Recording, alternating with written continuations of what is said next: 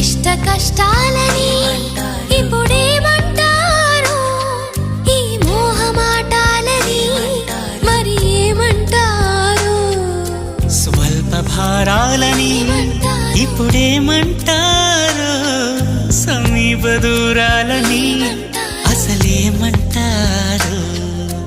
జారే నింగిని దొరలాంటి దొంగని, పాడే కొంగుని పరిమళించే రంగుని, పొంగుతున్న సుధా గంగని ఇదాదా అదేదా మరి ఏమంటారు.